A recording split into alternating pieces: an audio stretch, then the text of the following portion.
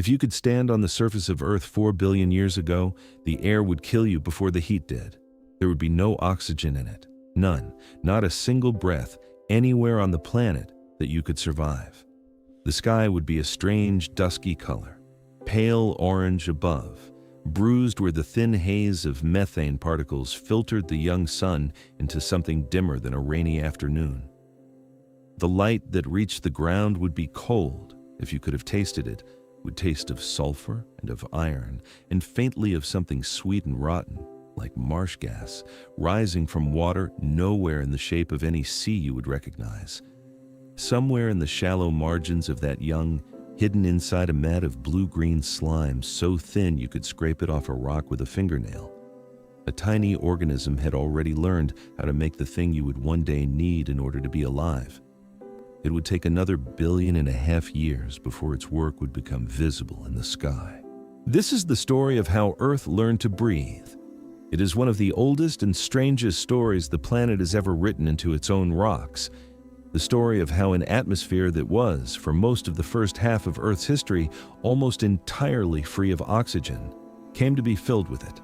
The 21% of oxygen that you and every animal you have ever known depend on with every breath was built across a span of time so long that the idea of a human lifetime has no comparison in it. Over 2.5 billion years, across microbes that we cannot see, through seas that no longer exist, through 2 planetary glaciations so severe the entire world may have frozen, and through long, still, silent stretches of time when nothing about the oxygen in the air was changing at all. The breath you took just before this sentence began belongs to a process older than almost anything else about you. This is how it came to be. To understand where the oxygen came from, you first have to understand the air it replaced. Earth, in its first 500 million years, was not a place that held onto its atmosphere easily. The planet had just finished forming, in the aftermath of a long collisional childhood, and its outer layer was still molten across much of the surface. Some of the original volatiles delivered by the rocks that built the Earth, water, carbon dioxide, nitrogen, hydrogen, methane, ammonia, had escaped into space before any of the gravity wells we now depend on were strong enough to retain them. Some had been baked out of the still molten crust and released as vapor. The earliest air, the one that existed before the surface cooled enough to allow liquid water to persist, may have been a thin, hot, hydrogen-rich mixture that bled steadily into space as the young sun stripped it away with its more energetic younger winds. By around 4.5 billion years ago, though, as the surface cooled, as the oceans condensed, as the great late bombardment of asteroids gradually slowed, the atmosphere of Earth began to take on something more stable. A heavier set of gases, outgassed from a cooling mantle by relentless planet-wide volcanism. Carbon dioxide, in very high concentrations, perhaps hundreds of times what we have today, in roughly the quantity we now have, but as a smaller fraction of a thicker atmosphere. Sulfur dioxide and hydrogen sulfide coming up in smaller amounts along with the rest, where reducing conditions allowed it to form and persist. What was not there in any meaningful amount was oxygen. Free oxygen is a very reactive substance. If you introduce it in any appreciable concentration into a reducing atmosphere, an atmosphere where the other gases are themselves chemically hungry for electrons, where iron and sulfur and methane and organic compounds are everywhere, it reacts almost immediately. It finds the things that want to be oxidized, and it oxidizes them, and then it is gone. It is bound up in water, in carbon dioxide, in sulfate, in iron oxides. It does not stay free, not for long, not on early Earth for any measurable time. This was the quiet fact that, for 2 billion years, kept the sky empty of it. The young Earth was a reducing planet. Its crust, outgassed by volcanoes, supplied hydrogen, methane, sulfur, a steady stream of chemically reduced material that, in any encounter with free oxygen, would consume it. Every time a molecule of oxygen appeared anywhere in the early atmosphere, it met, almost immediately, something that wanted to react with it. And then it was gone. If you could have watched the first 300 million years of atmospheric chemistry at enormous time lapse, if you could have watched 1 billion years pass across a single afternoon, what you would have seen is an atmosphere that almost never changed. The same basic recipe wrapped around a slowly cooling planet: carbon dioxide, nitrogen, methane, water, a steady low hiss of volcanic sulfur, a dim, hazy yellow sky when the light was right, oceans whose surface glinted a different color than ours under that yellower sun, an ocean stained a faint greenish tint by dissolved ferrous iron because the waters of the Archean held reduced iron in solution in quantities the modern sea cannot hold. Into this still, almost unchanging chemical system, life had already begun to move. Nobody knows the exact moment at which life began. The rocks that might have recorded it are almost all of them gone, metamorphosed by the churn of the deep crust, or subducted back into the mantle, or eroded away beyond reading. What we have are traces, carbon isotope signatures in very ancient sediments that suggest biological activity as early as 3.8 billion years ago. Possible microbial filaments in even older rocks from Western Australia and Greenland, still debated. Fossilized mats of microbes, stromatolites, by 3.5 billion years ago, well preserved in places like the Pilbara Craton. What is clear is that by the middle of the Archean, life was already a planetary phenomenon, and that life, every single thing of it, was without oxygen. Think for a moment about what that means. Every living cell today in the world you are familiar with, every human cell, every plant cell, every insect, every fish, every earthworm, every mushroom, derives its primary energy from processes that, in one way or another, involve oxygen. We breathe in, we take in O2, we oxidize sugars in our mitochondria, and the chemical energy that is released powers everything we do. Most of what you are, at a cellular level, is a set of finely tuned machines for using oxygen. But for the first 2 billion years of Earth's biosphere, nothing alive used it, because it wasn't there. Those early microbes lived by an entirely different set of rules. They were anaerobes, organisms for whom oxygen, when they encounter it, is a poison rather than a fuel. They fed on chemistry that we, as modern organisms, have almost entirely forgotten how to do. Some of them, the methanogens, combined hydrogen with carbon dioxide to produce methane and water. Others used dissolved iron, reducing and oxidizing it in the water column to extract energy. Others used sulfate, reducing it to hydrogen sulfide. The photoautotrophs of a pre-oxygen world used sunlight, yes, to drive photosynthesis, but they did not split water the way modern plants do. They split hydrogen sulfide. They used dissolved ferrous iron. They used hydrogen as the waste product of their photosynthesis, not oxygen, but sulfur or iron oxides or water. These were not primitive organisms in the sense of being poorly made. They were not waiting for a better chemistry to come along. They were precise, specialized, intricately adapted creatures. Some of their lineages still live on Earth today, in hydrothermal vents, in deep sediments, in the guts of cattle, in the anoxic layers of lake muds. If you could pull a sample of seawater from a shallow Archean lagoon 3 billion years ago and hold it up against a modern sample from the bottom of the Black Sea, the microbial communities would not look identical, but they would be clearly recognizable as cousins. The old biochemistry is still here. It has simply been pushed by the events this story is about to describe to the edges of the world where oxygen cannot reach. For a long time in the early biosphere, one of the commonest modes of photosynthesis was anoxygenic, the kind that does not release oxygen. Purple and green sulfur bacteria dominated the sunlit margins of the Archean oceans, where hydrogen sulfide was abundant, where dissolved iron was everywhere. they thrived. They were, in every measurable way, enormously successful. Their mats layered the continental shelves. Their fossilized stromatolites are preserved across the Archean rocks of 3 continents. And somewhere inside one of those mats, roughly 3 billion years ago, maybe earlier, a particular lineage of microbe did something that had never been done before on Earth. It started using water.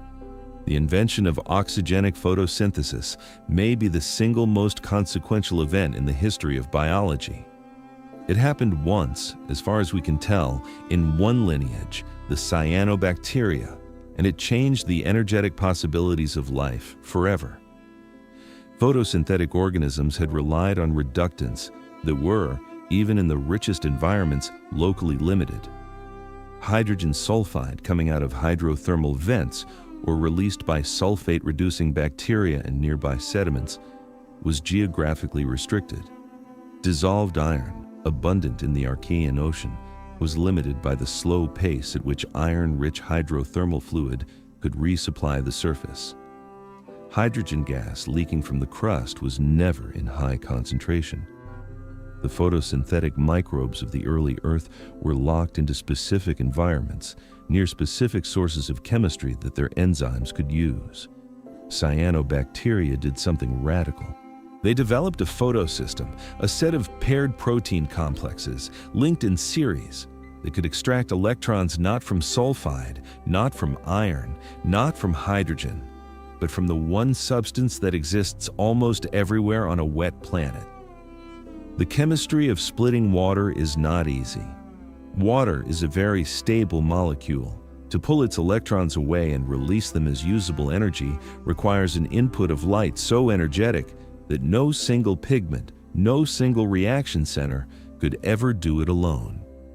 What the cyanobacteria evolved was a 2-stage reaction.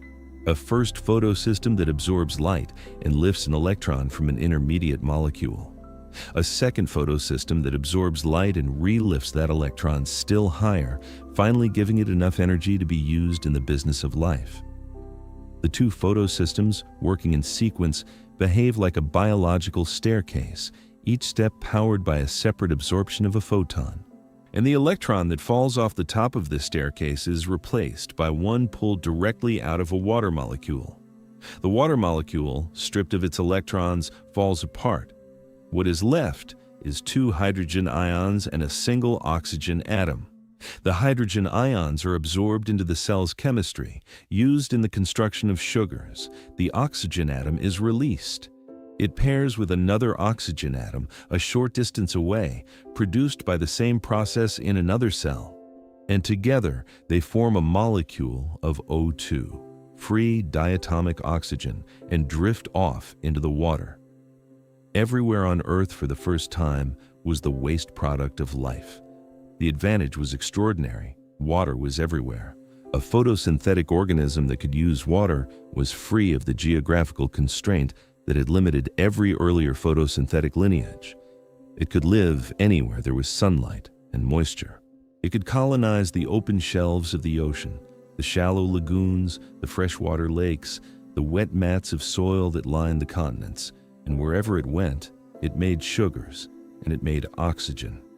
Within a few 100 million years of its invention, oxygenic photosynthesis had spread through the Archean biosphere into every sunlit environment that could support it. By 2.7 billion years ago, was covered in patches everywhere the light reached, in cyanobacterial mats. These were the green stains of the young Earth, darkening the margins of every sea, and every one of those mats, every day, was quietly releasing free oxygen into the water around it. But nothing changed. For hundreds of millions of years, the sky remained almost empty of oxygen. The atmosphere remained reducing. The oceans remained, by and large, anoxic. Cyanobacteria poured out their waste gas in quantities that should, by any naive accounting, have filled the air with it. When you look at the rocks from this long interval between the origin of oxygenic photosynthesis and the Great Oxidation Event, you cannot find any sustained signal of free oxygen. Whatever the cyanobacteria were producing, the Earth itself was swallowing. Where did the oxygen go? The answer is that the young Earth, chemically, was deeply hungry. A reducing planet, one whose crust, mantle, and oceans contain large reservoirs of reduced chemistry, will consume oxygen in a dozen different ways. The first, and for a long time most important, was dissolved iron. The Archean Ocean, as we have said, held ferrous iron in solution in enormous quantities. Volcanic vents at mid-ocean ridges released a steady flux of reduced iron into seawater, where, because there was no dissolved oxygen to react with it, it stayed in solution and spread across the entire ocean. Estimates vary, but the dissolved iron concentration of the Archean seas may have been thousands of times higher than anything in the modern ocean. When cyanobacteria began producing oxygen in the sunlit surface water, that oxygen found the dissolved iron immediately. The two reacted. Ferrous iron, the soluble kind, was oxidized to ferric iron, the insoluble kind, and it precipitated in the form of iron oxides as a fine rust-red rain falling slowly to the sea floor. Every molecule of oxygen that reacted with a molecule of dissolved iron was removed from the system. It did not stay in the water. It did not rise into the atmosphere. For as long as there was dissolved iron in the ocean, and there was a staggering amount of it, the ocean itself acted as a vast chemical sponge, soaking up oxygen as fast as photosynthesis could produce it. But dissolved iron was only the first sink. A second, in some ways equally important sink, was methane. The atmosphere of the Archean was not only reducing, it was specifically methane-rich. Anaerobic microbes, methanogens, produced methane in vast quantities wherever organic matter accumulated without oxygen. Some estimates put Archean atmospheric methane concentrations at thousands of parts per million, compared to the less than 2 parts per million of today. Methane in that atmosphere acted as a significant greenhouse gas, keeping Earth warm under a fainter, younger sun. When free oxygen rises, it reacts with methane. A complicated sequence of atmospheric chemistry ultimately converts methane plus oxygen into carbon dioxide plus water. Every molecule of methane removed takes multiple molecules of oxygen with it, and as long as methanogens in the sediment were replenishing the atmospheric methane, the methane cycle acted as a continuous drain on any oxygen that did manage to reach the air. There were other sinks, smaller but real. Dissolved sulfide in some seawater columns, oxidized to sulfate, reduced volcanic gases, hydrogen sulfide, sulfur dioxide, hydrogen pouring continuously into the atmosphere, each molecule capable of consuming oxygen. Organic carbon in sediments, much of which, when not buried fast enough, was reoxidized by any available oxygen and returned to the atmosphere as carbon dioxide. And, according to very recent research, a biological sink as well. A 2026 study from MIT traced a key oxygen processing enzyme, the kind that modern aerobic microbes use to safely manage oxygen, back to lineages that existed hundreds of millions of years before the Great Oxidation Event. The implication is striking. Even before the sky filled with oxygen, other microbes were already using it. Aerobic organisms, probably living in tight consortia alongside the cyanobacteria, were taking up the newly produced oxygen almost as fast as it was made, using it in their own metabolisms and consuming it before it could escape the local environment. The oxygen was not only being absorbed by geology, it was being absorbed by biology too. So for hundreds of millions of years, the rate of oxygen production by cyanobacterial photosynthesis was in balance with the rate of oxygen consumption by the sum of all these sinks: iron, methane, reduced volcanic gases, buried organics, and newly evolved aerobic neighbors. The oxygen entered the sea, and the sea, the air, and the biosphere swallowed it. The sky stayed empty. The oceans stayed mostly anoxic. The cyanobacteria kept working. and in the sediments of the Middle Archean, a strange new rock type was beginning to form. They are called banded iron formations. Geologists usually shorten them to BIFs. They are some of the most beautiful rocks on Earth. If you cut one open and polish the cross-section, you see alternating layers, millimeters to centimeters thick, of two contrasting colors: dark red, sometimes almost black, the iron layers made of magnetite and hematite; pale, the silica layers made of fine-grained chert. The bands lie parallel to each other, hundreds and thousands of times in a single outcrop, a geological stripe extending for tens or hundreds of meters vertically and for kilometers horizontally. They look like topographic maps of a kind of geological music. They are the single most abundant iron ore deposits on the planet. Almost all of the iron that modern civilization uses, your cars, your bridges, your buildings, comes from banded iron formations laid down in the Archean and early Proterozoic. They are also a direct record of the first oxygenation of Earth. The mechanism that makes them is, we think, roughly this. In the sunlit surface waters of the Archean Ocean, cyanobacteria produce oxygen. That oxygen meets dissolved ferrous iron in the same waters. The iron is oxidized to insoluble ferric iron and precipitates as fine red rust-colored particles that sink over time to the sea floor. When conditions change slightly, a shift in the local productivity, a change in the supply of dissolved silica from hydrothermal sources, a seasonal variation in nutrient availability, the iron deposition pauses and a silica layer forms instead. Then the iron deposition resumes. The result is the bands. The deposition of banded iron formations began in earnest around 3.5 billion years ago. It peaked, in terms of the total volume laid down, between about 2.7 and 2.4 billion years ago, exactly the interval during which we think oxygenic photosynthesis had become widespread and the chemistry of the oceans was beginning to come under pressure from its output. And then, starting at around 2.4 billion years ago, the deposition of banded iron formations began to decline. Within a few hundred million years, the great BIF deposits of the Precambrian are essentially over. By about 1.8 billion years ago, the rock type is almost gone from the stratigraphic record.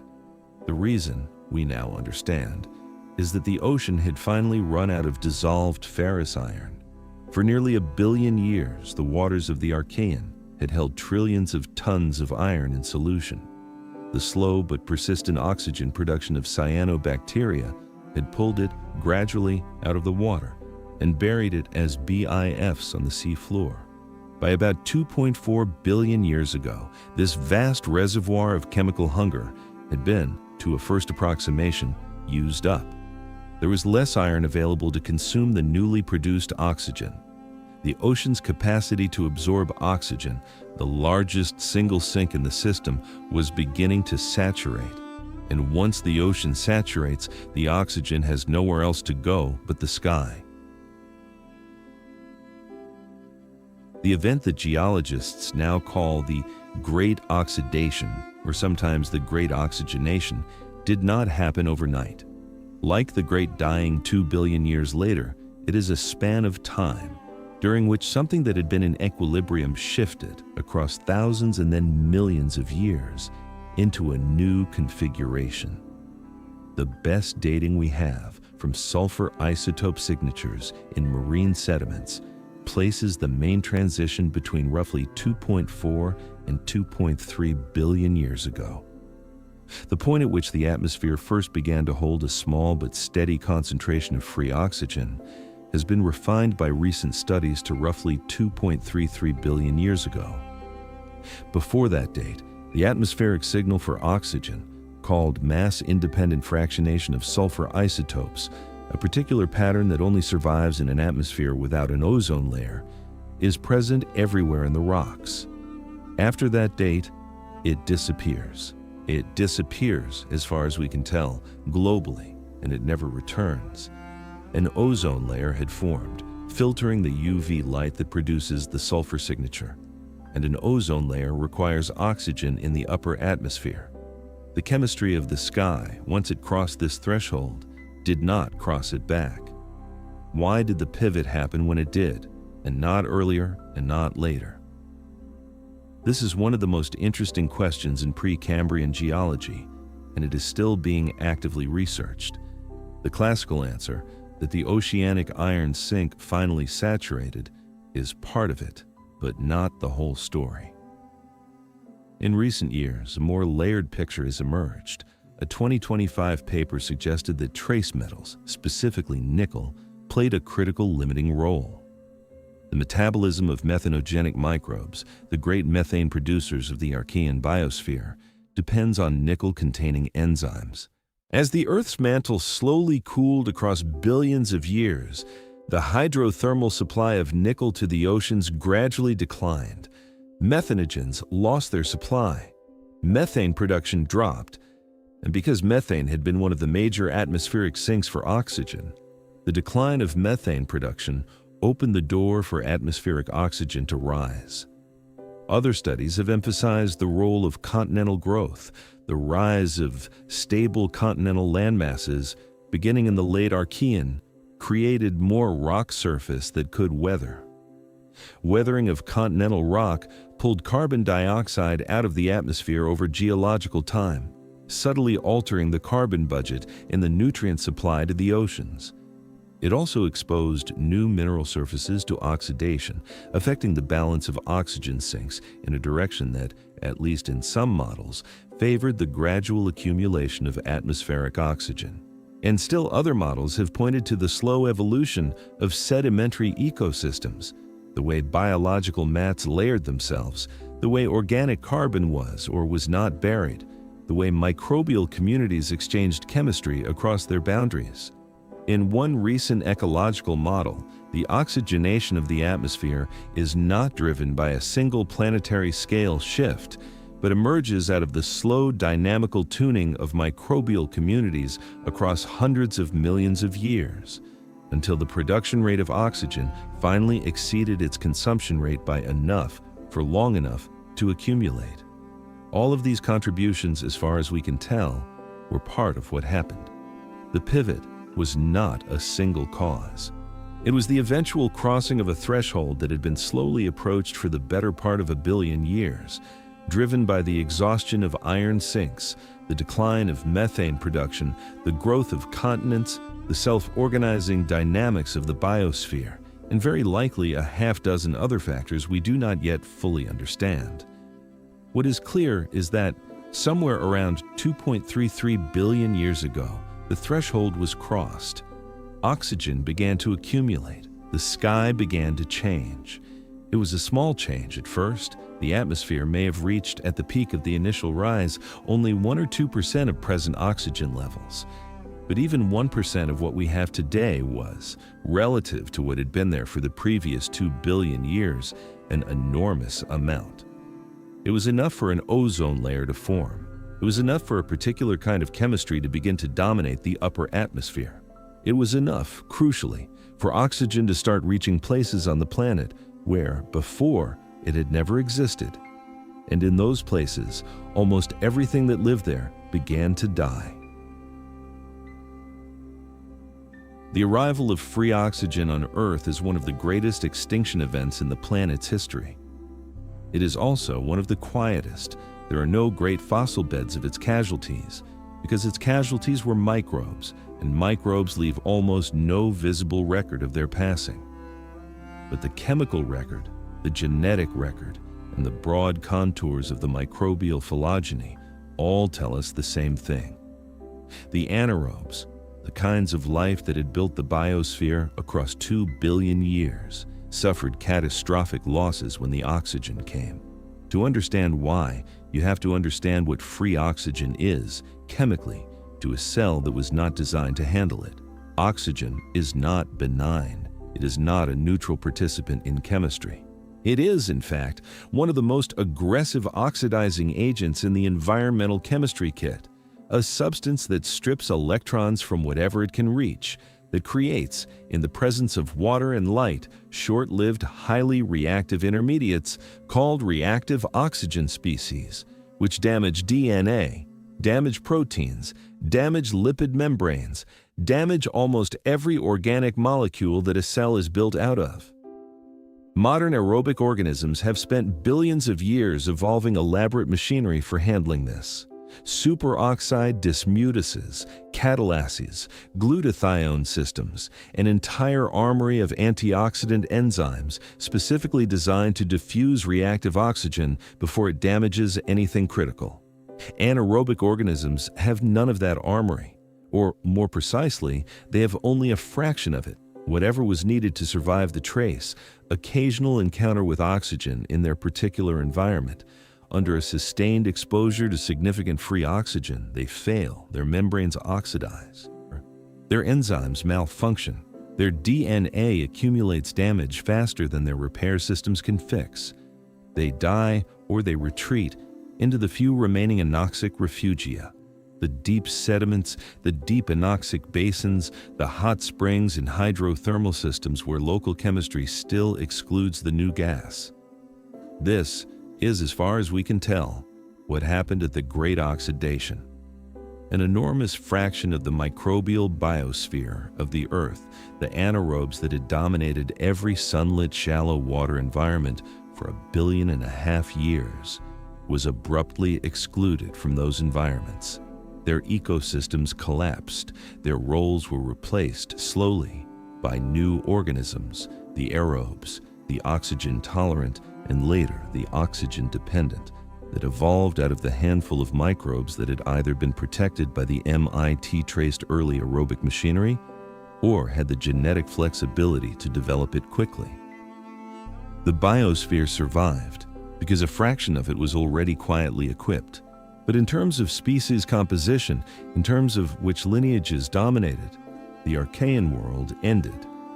The new world of the Proterozoic, the one that would follow, was a world in which oxygen was not just present, but central. A world in which almost every evolutionary innovation from that point on was shaped one way or another by the presence of the gas in the air and the water. And the same chemistry that was killing the anaerobes was, at the same time, destroying the greenhouse that had kept the planet warm. Methane is a powerful greenhouse gas. Molecule for molecule, it is many times more effective at trapping outgoing infrared radiation than carbon dioxide. In the Archean atmosphere, with methane concentrations of perhaps thousands of parts per million, it did enormous work keeping the surface of Earth warm. The young sun at that time was roughly 30% dimmer than it is today. Without a strong greenhouse, the planet should have been frozen solid. But it was not. The rocks tell us that, for most of the Archean, Earth had liquid oceans, running rivers, warm enough climates to support biological activity almost everywhere. Much of that warmth, we now believe, came from the methane. When oxygen entered the atmosphere at the Great Oxidation, the methane was one of the first things it destroyed. Molecule by molecule, over thousands of years, the rising atmospheric oxygen oxidized the methane, converting it into carbon dioxide and water. Carbon dioxide is a greenhouse gas too, but a much weaker one per molecule than methane. And the loss of atmospheric methane removed a significant fraction of the planet's greenhouse warming capacity almost at the same time that the sun was still faint. The result was the first global glaciation. It is called the Huronian glaciation, after the rocks in the Huron region of Ontario, Canada, where its deposits were first studied. It spanned, in various pulses, from roughly 2.4 to 2.1 billion years ago. And it may have been the first and in some ways the most severe of the great planetary freezes in Earth's history. The glaciers reached, in many reconstructions, close to the equator. The continents were covered in ice. The oceans, in at least parts of this interval, may have been largely frozen over at the surface. Whether it was a true full snowball Earth with complete or near-complete ice cover, or only a global but partial glaciation, the data cannot yet definitively settle. but it was profoundly cold and profoundly long. Picture for a moment what this meant. For 2 billion years, Earth had been a warm, hazy, microbially rich world. And then, across a span of a few 100 million years, following the invention inside a single microbial lineage of a way to split water, the chemistry of the atmosphere shifted, the greenhouse collapsed, and the entire planet froze. This was not a separate event from the rise of oxygen. It was caused by it. The oxygen produced by photosynthesis, accumulating in the sky, destroyed the methane that had been keeping Earth warm. The biosphere, by breathing out its waste gas, had accidentally chilled its own home. The Huronian glaciation ended, as later global glaciations would end, not because the biosphere adjusted, but because the slow geological carbon cycle brought the climate back. Volcanism continued, emitting carbon dioxide. With no ice-free oceans to absorb it, or very few, the CO2 accumulated in the atmosphere. Its greenhouse warming slowly built until the ice at lower latitudes began to melt. The albedo of the planet shifted. A feedback turned the other way. And Earth, after long cold stretches punctuated by warmer pulses, emerged from its first great glaciation and stabilized in the Proterozoic into a world that was warmer again, but chemically, atmospherically, biologically, no longer the same. Somewhere in the early Proterozoic, in a world now permanently changed by oxygen, a particular biological event happened that may be, after the invention of oxygenic photosynthesis itself, the single most important moment in the history of complex life. One cell ate another and did not digest it, reconstructed over decades of careful molecular work by biologists like Lynn Margulis and the many who followed her, run roughly like this. In the early Proterozoic, perhaps around 2 billion years ago, the exact timing is still uncertain, a lineage of archaea, primitive single-celled organisms, absorbed into itself a smaller bacterial cell. The bacterium was aerobic. It had already mastered the difficult art of using oxygen safely, extracting enormous energy from organic matter through the oxygen-driven chemistry we now call aerobic respiration. Instead of killing and digesting its prey, the archaeal cell somehow retained it. The two cells entered into a relationship. They became, over time, dependent on each other. The bacterium provided energy in the form of chemical currency produced by its aerobic respiration. The archaeal host provided shelter, raw materials, and a larger cellular architecture. Across many generations, the bacterium lost most of its own autonomy. Most of its genes migrated to the host's genome. Its independence faded.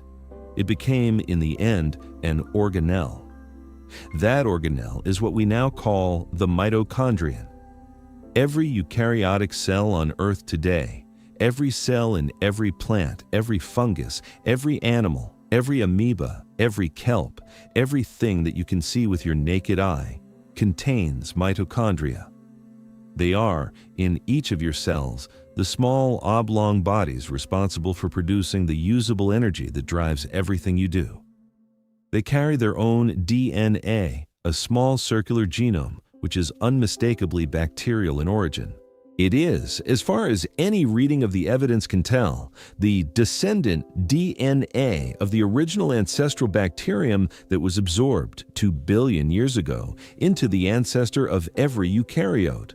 Your mitochondrial DNA inside you right now is the same DNA by direct unbroken descent as the bacterium that entered your cellular lineage in the early Proterozoic.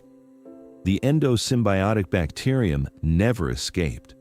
It has been inside the same line of cells uninterrupted for 2 billion years. This domestication of a proteobacterium turned oxygen from a poison into a resource.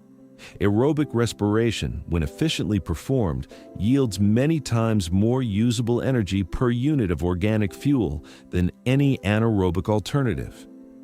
An organism that can perform aerobic respiration reliably in all of its cells has access to an energy budget that anaerobic life simply cannot match.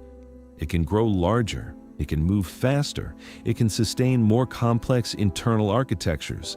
It can, eventually, afford the enormous ongoing cost of maintaining a brain. Everything you associate with complex life, every animal that swims or walks or flies, every plant that reaches up for the sun, every tree older than a century, every fungus whose underground network threads through acres of soil, rests at the cellular level on the energy supplied by mitochondria. And mitochondria exist because, very long ago, in the early Proterozoic, an archaeal cell did not digest a captured bacterium. The same story plays out 1 billion years later with photosynthesis. Somewhere in the late Proterozoic, perhaps 1.5 billion years ago, a different kind of cell, a eukaryote that had already acquired its mitochondrion, already mastered aerobic respiration, absorbed into itself a cyanobacterium. Again, the swallowed cell was not digested. Again, a relationship formed. The cyanobacterium, over many generations, became dependent on its host, lost most of its autonomy, migrated most of its genes to the host's nucleus, and became an organelle of its own. It is what we now call a chloroplast. Every plant cell, every algal cell, every photosynthetic eukaryote carries inside it the direct descendant of a free-living cyanobacterium that was, at some point in deep time, captured and retained. This is the particular strangeness of the oxygen story. The oxygen in the atmosphere is produced today by plants and phytoplankton. But the machinery inside those plants and phytoplankton that actually performs the oxygen production is not plant machinery. It is cyanobacterial machinery, packaged inside a plant cell, inherited from the original cyanobacterial ancestor of all chloroplasts. The oxygen-producing process has not been reinvented across 3 billion years. It has only been repackaged. The chloroplast in a leaf is, at the level of its photosynthesis, still the same cyanobacterium that first learned to split water in the Archean. Only its context has changed, and the same is true in reverse for the oxygen consumption side. The mitochondria that burn oxygen to extract energy from your food are the direct descendants of aerobic bacteria that develop the machinery for handling the new atmospheric gas. Both sides of the oxygen cycle, in every complex cell alive today, are carried out by domesticated bacteria, captured into the eukaryotic host, maintained across 2 billion years of unbroken descent. When you breathe in, the oxygen you inhale travels through your lungs, into your blood, into your cells, into your mitochondria. And there, inside each mitochondrion, in a membrane-bound complex of proteins that the bacterium brought with it when it was captured, it is used to complete a chemical process that ends with carbon dioxide and water, and with the release of usable energy. That process is, in its deep chemistry, almost unchanged from what that original captured bacterium was doing on its own in the early Proterozoic ocean 2 billion years ago. You are a container for ancient lineages. Most of your cellular machinery, at some level, is older than anything else about you. The endosymbiosis events, the domestication of aerobic respiration and the domestication of photosynthesis, made complex life possible. They made animals possible. They made you possible. And they are, both of them, responses to the presence of oxygen in the Earth's chemistry. Without the gas, neither the mitochondrion nor later the chloroplast inside a eukaryotic host would have had any reason to exist.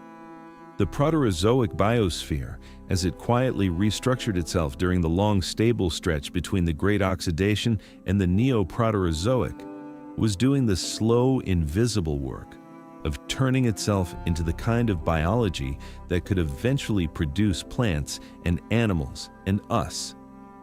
And the unit of that work, the small repeating element that made it possible, was the captured, tamed, permanently retained aerobic bacterium, now a mitochondrion at the heart of every eukaryotic cell. By the Middle Proterozoic, the building blocks were in place. The atmosphere had oxygen. The oceans had, at least at the surface, dissolved oxygen. Eukaryotes had domesticated aerobic respiration. The stage was set. All that remained was for something to happen that would push oxygen levels high enough to let the eukaryotes actually do something with what they had. What happened next, across more than 1 billion years of Earth history, is in some ways the strangest part of the whole story. Because what happened next was, essentially, nothing. Between about 1.8 billion years ago and 800 million years ago, roughly 1 billion years of Earth's history, nearly a quarter of its total age, the planet's atmosphere and oceans settled into a state of extraordinary stability.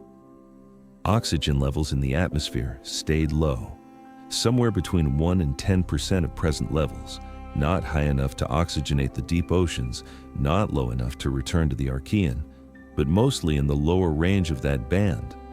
Ocean chemistry in the same interval seems to have remained mostly stratified, a thin oxygenated surface layer, a thick anoxic layer beneath it, in many places with free hydrogen sulfide in the mid-depths.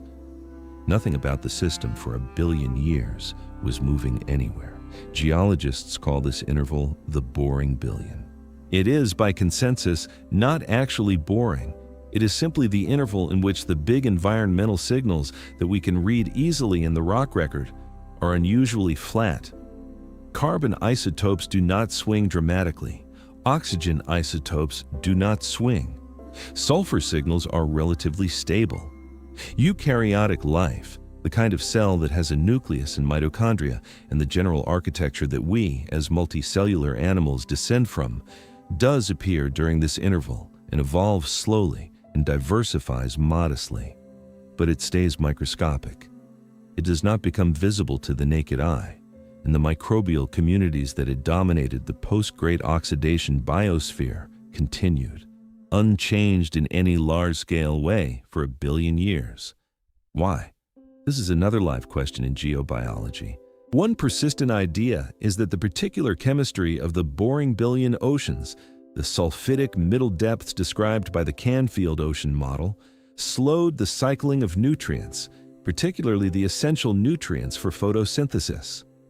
Nitrogen fixation requires molybdenum, and molybdenum is scarce in sulfidic waters because it reacts with sulfide and precipitates out. If primary productivity was limited by nitrogen, and nitrogen was limited by molybdenum, and molybdenum was limited by sulfide, then the oxygen-producing biosphere was held for 1 billion years at a low, steady state that could neither rise nor fall. Whatever the reason, the planet spent a very long time in this quiet equilibrium, a quarter of its age. Long enough that, if you could have visited the Earth during it, say at 1.4 billion years ago, and then returned in a time machine at 1.2 billion years ago, you would have seen almost nothing different. The continents had moved slightly. The biosphere had continued to refine itself on very small scales. But the air was the same, the oceans were the same, the sky was the same. Ecology, on the scales we are used to, did not exist. There were no forests, there were no animals, there were no visible plants. The land, except possibly for thin microbial crusts, was bare.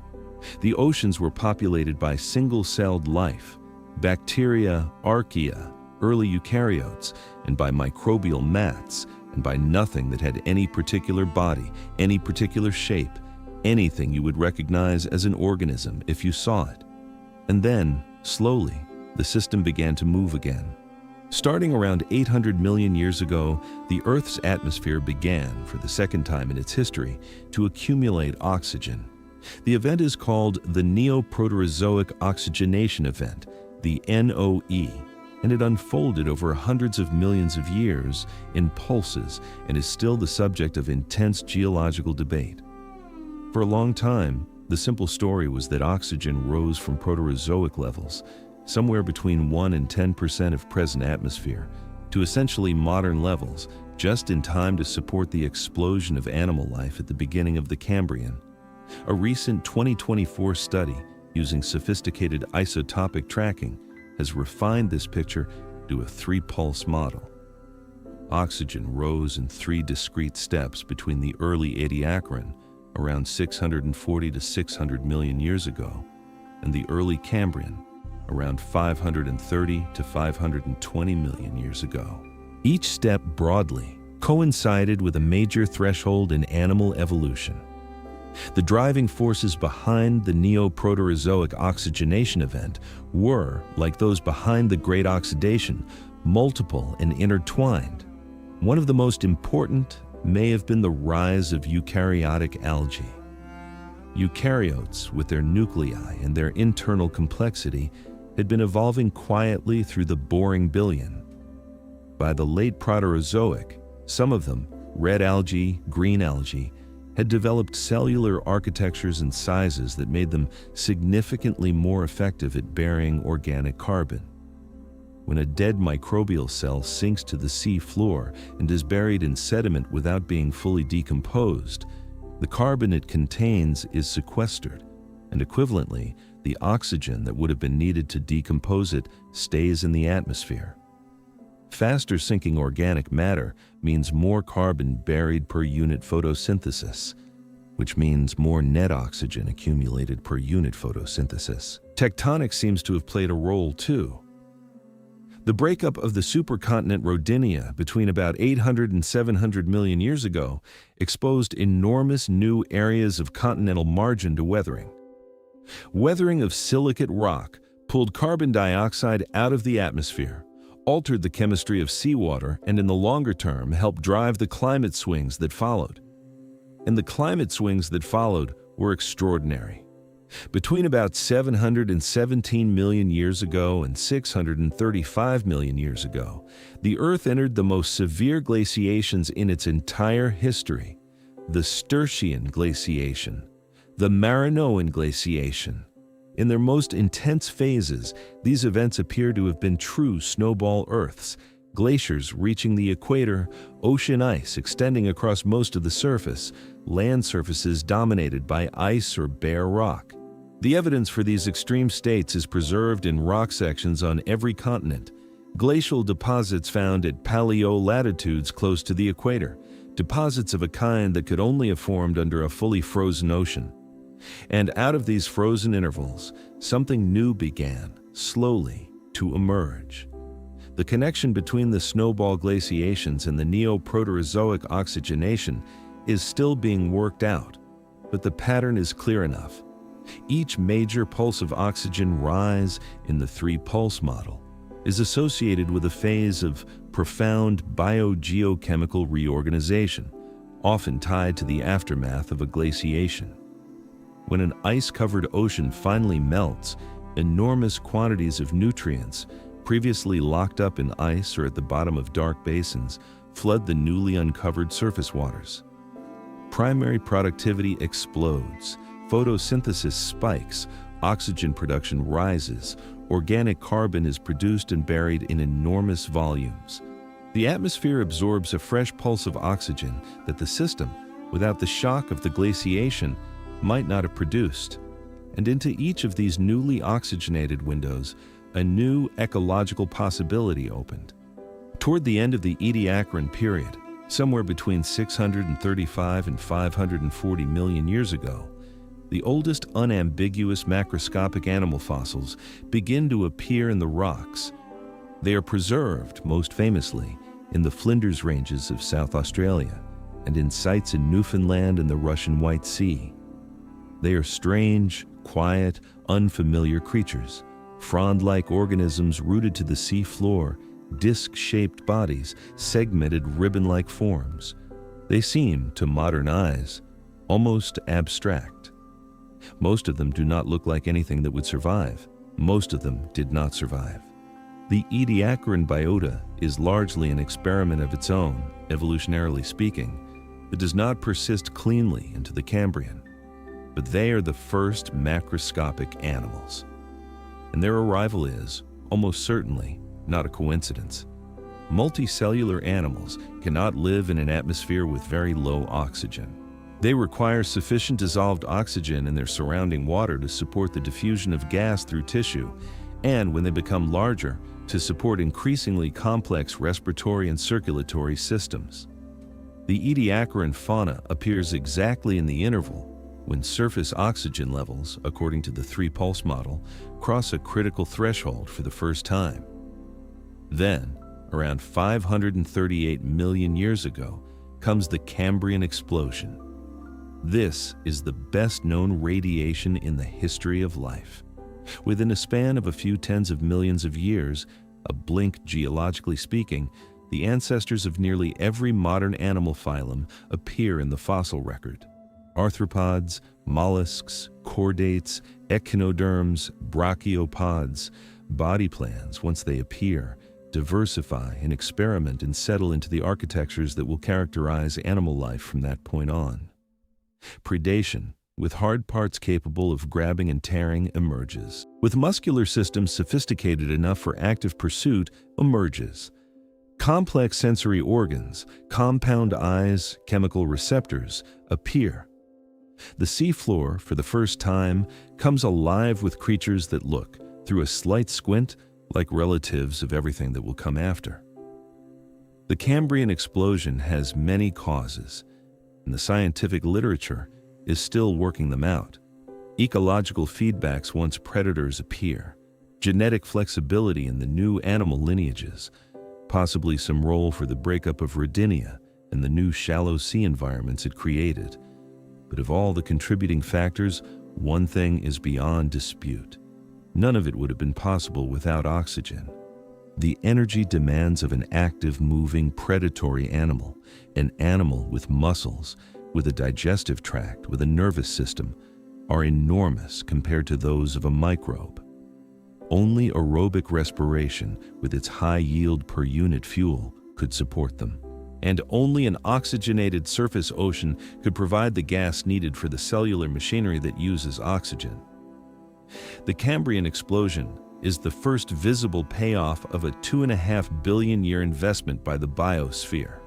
The oxygen that the cyanobacteria had begun releasing 3 billion years earlier had finally accumulated in enough volume through the saturation of the iron sink, the decline of methane, the slow growth of continents, the burial of organic carbon by eukaryotes, the pulses of the NOE, to support creatures with bodies complex enough to move and feed and sense and remember. The planet had been learning to breathe for a very long time, and at the base of the Cambrian, the animals began to breathe it back. From the base of the Cambrian forward, oxygen levels in Earth's atmosphere have never again fallen to the low values of the Proterozoic. They have swung, sometimes significantly, but they have stayed within a band that could support complex animal life. And in the middle of the Paleozoic, for a stretch of some tens of millions of years, oxygen levels did something remarkable. They rose substantially above anything that had come before, or as far as we can tell, anything that has come since. The interval is called the Carboniferous. It stretches from roughly 359 to 299 million years ago, and it gets its name from the vast coal deposits that were laid down during it across what is now Europe and North America and parts of Asia. The Carboniferous was the age of the first great forests. Tree-sized lycophytes, horsetails, ferns, seed ferns, and early conifers, spreading across warm, wet continental interiors that sat at that time close to the equator under a climate that favored enormous plant productivity. Those forests, across tens of millions of years, photosynthesized on a scale that the Earth had never seen before. They produced oxygen by splitting water in exactly the same chemistry cyanobacteria had used for 3 billion years, but at a volume that was orders of magnitude greater than anything microbial. They built huge quantities of cellulose and lignin into their trunks, their stems, their leaves, and when they died, as they did continuously across the Carboniferous, Their bodies accumulated in low-lying, waterlogged basins that could not fully decompose them. This is the key to the Carboniferous oxygen peak. Decomposition in a well-oxygenated environment consumes oxygen. When a dead tree falls and rots in an ordinary forest floor, bacteria and fungi break down its organic matter, using oxygen from the atmosphere to oxidize the carbon back into carbon dioxide and water. The oxygen that was produced when the tree was alive is eventually reabsorbed when the tree is dead. Over long time scales, this is a wash. A forest does not net contribute to atmospheric oxygen because its dead matter returns to the same atmosphere it drew from. But decomposition in an anoxic swamp is different. When organic material is buried under standing water in conditions where oxygen cannot reach it, it does not fully decompose. It accumulates, layer after layer, over thousands and millions of years of compressed plant material, peat, and eventually, through heat and pressure, coal. Every gram of carbon that is buried as coal instead of being decomposed represents, in an approximate sense, a gram of oxygen that stays in the atmosphere. Over the tens of millions of years of the Carboniferous, the burial of organic carbon in the great swamp forests was so extensive that the atmospheric oxygen budget slowly crept upward. Estimates vary, but the peak Carboniferous atmospheric oxygen content was probably somewhere between 30 and 35%, significantly higher than the 21% of today. A 35% atmosphere is a different atmosphere. Fires burn hotter in it. Wetter wood ignites. Flames spread faster. The charcoal record in Carboniferous sediments confirms this. Wildfires in the Carboniferous were more frequent, more intense, and burned through material that in lower oxygen atmospheres would have been too damp to burn. The combustibility of the biosphere itself was different, and the animals that could live in it were different. The Carboniferous is famous for the giant arthropods of its late forests. A dragonfly-like insect with a wingspan of over 70 centimeters, nearly the size of a modern crow. A millipede relative that reached more than 2 meters in length, the largest land arthropod that has ever existed. Enormous scorpions, larger cockroaches, giant spiders. Insects and their relatives, normally constrained by the inefficiency of their tracheal respiratory system, which relies on simple diffusion of air through internal tubes, were liberated in the high oxygen atmosphere from that constraint. Diffusion works well enough, even in a large body, if the partial pressure of oxygen is high enough, and in the Carboniferous it was. The other group that benefited was the early land vertebrates. Tetrapods, still close to their amphibian origins, were crawling and swimming through the great coal swamp ecosystems. Their respiratory systems, too, were more efficient in the rich air. Their activity levels, their territorial range, their body sizes, many of them increased during this interval. The first truly terrestrial animals, capable of living away from water, were diversifying in a world where the oxygen alone made many kinds of bodies possible. Then the Carboniferous ended. It ended because the climate changed. Great glaciations returned to the southern hemisphere, where much of Pangaea was drifting into polar latitudes. The vast coal swamps dried out. The warm, waterlogged, plant productivity maximized interior of the continents became cooler and drier. Forests contracted. Organic burial slowed.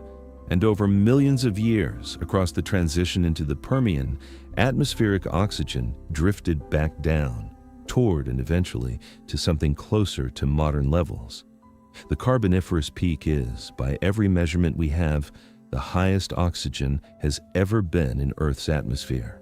And the giants it produced, the 2-meter millipedes, the crow-sized dragonflies, are among the strangest creatures that the breath of Earth has ever grown. In the 299 million years since the end of the Carboniferous, atmospheric oxygen has stayed most of the time within a relatively narrow band, close to 21%, a few percent higher in some intervals, a few percent lower in others. Never again, as far as we can tell from the isotopic record, as high as the Carboniferous Peak. Never again, after the Cambrian, as low as the Proterozoic flatline. A modern balance held across hundreds of millions of years by a set of feedback loops that, once the biosphere achieved complexity, became very good at stabilizing themselves. The modern oxygen budget runs, in simplified form, like this. Photosynthesis, performed mostly by plants on land and by phytoplankton in the surface ocean, produces atmospheric oxygen at a very high rate, tens of billions of tons a year. Respiration, performed by animals, by microbes, by aerobic bacteria in every sediment, consumes oxygen at very nearly the same rate. The difference between the two, the small net surplus of oxygen produced over consumed, is accounted for by the burial of organic carbon in sediments, the modern equivalent of the Carboniferous coal swamps, but operating at a much lower average rate. Over long time scales, that burial is balanced by the oxidation of previously buried organic matter when erosion exposes old rocks to the atmosphere, or when subduction and metamorphism release the buried carbon back into the deep chemistry of the planet. Fossil fuel burning in the modern era is an accelerated version of this oxidation, the burning of carbon that was buried over tens of millions of years being returned to the atmosphere in a few centuries. The feedback loops that keep oxygen near 21% include several contributions, none of them fully understood in isolation, but all of them working together. If oxygen were to rise significantly higher, fires would become more frequent and more severe. Forests would burn more often. The burial of organic carbon in swamps would decline. The net flux of oxygen into the atmosphere would slow. If oxygen were to fall significantly lower, fires would decline. Forests would accumulate more dead matter. Burial would increase. The net flux would rise. The feedback pulls the system back toward a middle. Phosphorus cycling, nitrogen cycling, and the temperature-dependent stability of marine productivity all contribute additional stabilizing loops, each of which has its own time scale. This is what keeps the air you breathe at 21% year after year, generation after generation, not a fixed quantity built into the planet, not a gift of the early Earth, not something that arrived in a burst. 21% is, in the fullest sense, a dynamic equilibrium, an amount of free oxygen that is produced and consumed every year in enormous volumes, but whose net balance is held by a dozen layered feedbacks in a tight band around a value that has been approximately constant since the middle of the Paleozoic. The breath we take every second moves through a system that is not static. It is simply very, very carefully balanced. It is worth, before the story ends, trying to understand how long this process took and how much of Earth's history it occupies. The Earth is roughly 4.5 billion years old. Cyanobacteria and oxygenic photosynthesis appeared somewhere around 3 billion years ago, give or take a few 100 million years. The Great Oxidation Event, the first sustained rise of atmospheric oxygen, happened around 2.33 billion years ago. The Neoproterozoic oxygenation event, the second major rise, happened between about 800 and 540 million years ago. The Cambrian Explosion, the moment complex animals became visible in the fossil record, is 538 million years ago. The Carboniferous oxygen peak is around 300 million years ago. The modern balance, stabilized at around 21%, was reached somewhere in the late Paleozoic, perhaps by 250 million years ago, and has fluctuated around that value ever since. Add all of this together and the picture becomes clear. The oxygen in the air above you right now is the product of a process that is run continuously for at least 3 billion years. It is older than any continent that exists today. It is older than every mountain range you have ever heard of. It is older than most of the minerals in the ground. It is older than the moon's current orbital configuration. It is older than almost anything about the planet you would think of as permanent. And its arrival was not a single event. It was a sequence of thresholds crossed in slow succession, each of them requiring the accumulation of a new kind of chemistry, the emergence of a new kind of life, the slow exhaustion of a particular planetary sink. The story of oxygen is, in a meaningful sense, the story of Earth itself. You cannot tell one without telling the other. If you stand on a shoreline tonight and breathe in the air, you are participating in the tail end of this process. The oxygen in your lungs was made very recently by a plant or a cyanobacterium or a phytoplankton cell splitting water. The water it came from was, in turn, an indirect product of volcanism 4 billion years ago, and of the chemistry of the deep mantle, and of the slow accretion of the planet itself. The nitrogen that makes up the other 3/4 of your breath is almost all inherited from the Hadean atmosphere, barely modified by anything since. The argon comes from the radioactive decay of potassium in rocks across the full age of Earth. The carbon dioxide comes from modern respiration, from modern volcanoes, from modern human combustion. In every breath you take, you are participating in layers of process that stretch across timescales that our minds can barely hold. The breath we inherited is not simple. It is not old in a single way. It is old in many ways at once, each of them operating on its own timescale, each of them balancing against the others. The cyanobacteria that first produced the oxygen still live. Their direct descendants are in every pond, every ocean, every wet rock surface in the world. The anaerobes whose ancestors suffered the first great oxygen crisis still live. In the anoxic niches, the sediments, the guts of ruminants, the deep crust. The plants that produce most modern atmospheric oxygen still carry inside their cells the direct evolutionary inheritance of a cyanobacterium that was absorbed into an early eukaryote roughly 1.5 billion years ago. What we call a plant chloroplast is, at the level of its DNA, still a cyanobacterium. The machinery of oxygen production has not been reinvented. It has only been passed forward from cell to cell to cell for 3 billion years. If you could listen to an Earth without oxygen, the Earth of the Hadean, of the early Archean, of all the long quiet before the sky began to change, you would hear a world much more chemical than biological. Volcanoes, tides, thinner oceans, different salts, wind that carries a dust made of different minerals, a sky a different color, a sun a different temperature, an ecosystem such as it is, consisting of microbial mats that breathe in ways nothing around you now knows how to do. The world you live in is the world that the breath changed, and the breath is still being made tonight by the green surfaces of the planet as they have been made continuously for longer than any story you will ever be told by any creature you will ever meet. The air in your lungs at this moment is a very old and very patient invention. Most of what it has been is not what it is now. Most of what it is now did not exist for most of Earth's history. And yet, here it is. 21% oxygen, enough to be alive in. The world, which we often forget is old, is still here, still breathing, still holding the work of the cyanobacteria of 3 billion years ago, still writing its slow chemistry into the stone beneath our feet. The air is what makes you possible. The air is what makes any of this possible. The air is the sum of an uncountable number of small acts of photosynthesis, repeated across unimaginable spans of time by creatures most of which we will never see.